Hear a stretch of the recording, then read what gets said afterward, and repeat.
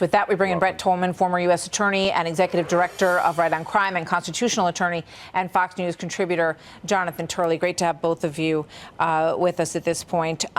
So Brett, you know, the appointment of this special counsel, your reaction to it, and as Davis Punt just tells us, the DOJ says that there was no heads up given to the White House. Does that add up to you?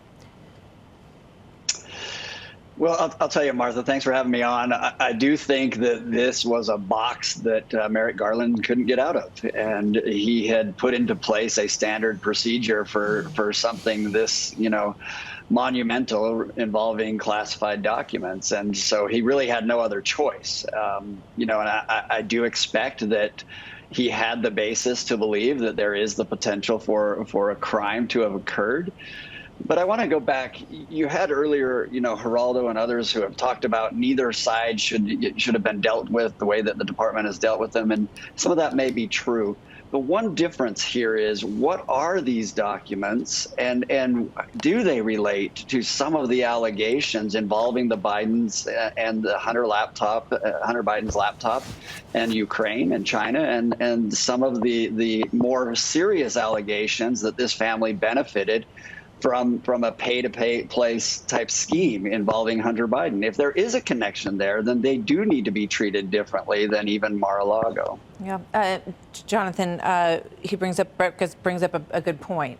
Why were these documents separated out from all of the documents and brought specifically first to Mar-a-Lago on President Trump's watch, and then for President Biden now separated out? Was there a reason that these documents were the ones that he wanted to hold on to? Well, I think that the timeline for the Biden documents is really increasingly intriguing. His counsel said this was an inadvertent misplacement of documents, but this was not a one and done problem. Presumably all these documents were in the group of documents removed from the executive branch when Biden left as vice president. That was in 2017.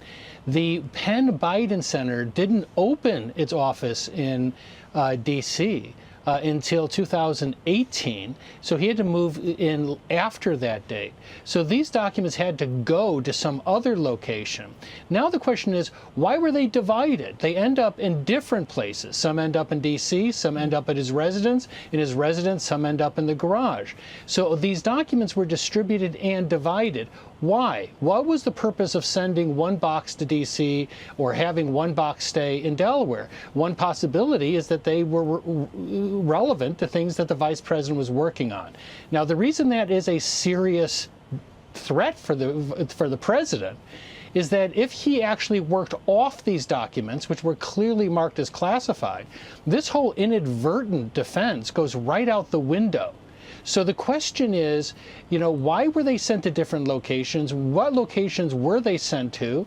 It also means, by the way, that they were likely put on moving trucks or had other people that were moving these documents. That's something of a nightmare for the FBI when you're dealing with TSSCI material. But my question still is, they were distributed and divided. Why? There had to be some reason why they ended up in one spot and some ended up in another. So what's the framework for finding out the answer to those questions? The FBI needs to question the president.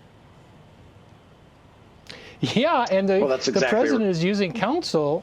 Oh, I'm sorry. Go ahead, Jonathan, and then I'll get Brett's thought on it, too. Well, that's the problem with the president's rather transparently weak argument that he was told by counsel not to ask what the documents were. Why? He's the chief witness, and he's also the president of the United States. His duty is to protect national security. The FBI needs to know. If he is familiar with these documents, then he might be able to tell the FBI how they were used or how they were divided or distributed.